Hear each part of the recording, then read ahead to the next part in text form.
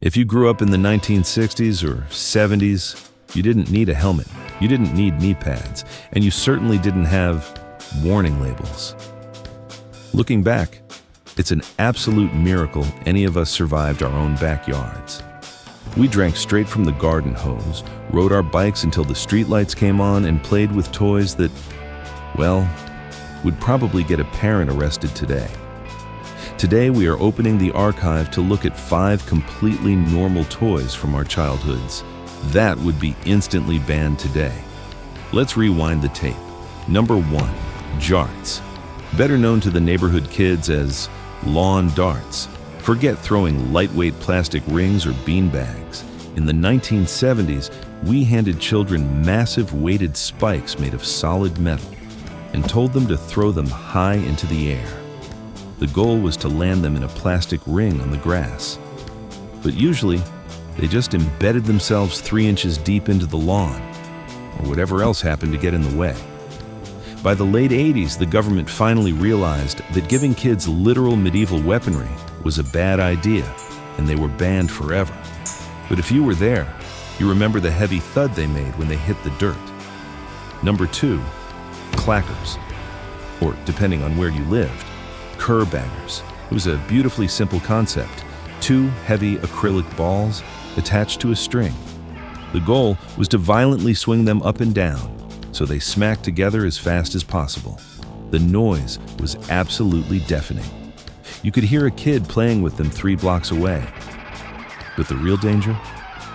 These things were basically tiny glass grenades. When they hit each other with enough force, the cheap acrylic would shatter, sending razor-sharp shrapnel flying in every direction. You knew a kid was tough if they had the bruised knuckles to prove they owned a pair of clackers.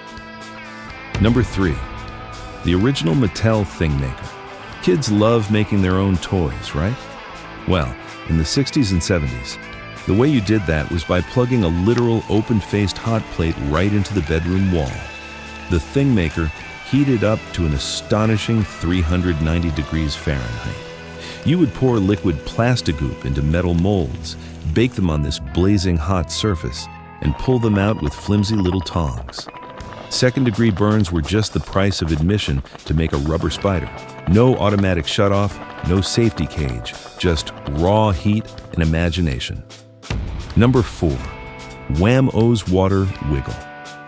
On a hot July afternoon, there was nothing better. You hooked this 7-foot piece of plastic tubing directly to your garden hose. It had a heavy water-filled plastic nozzle, shaped like a smiling face at the end.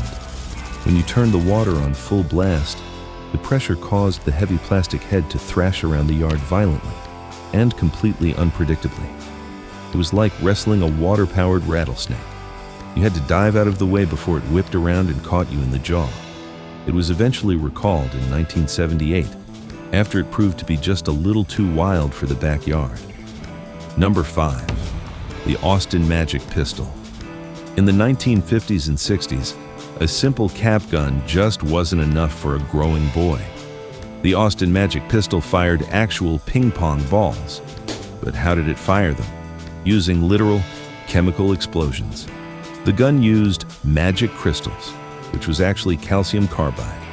When mixed with a little water inside the toy gun, it created a highly flammable acetylene gas. You would pull the trigger, create a spark, and boom. A real, small explosion fired the plastic ball across the room.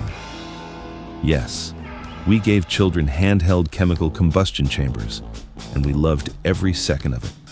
We might not have had bubble wrap, but we had a whole lot of fun. Which of these dangerous toys did you actually own? Did you have the bruised knuckles from the clackers? Let us know in the comments below. We read every single one. Make sure to hit subscribe to help preserve these memories. And we'll see you next time on Rewind History.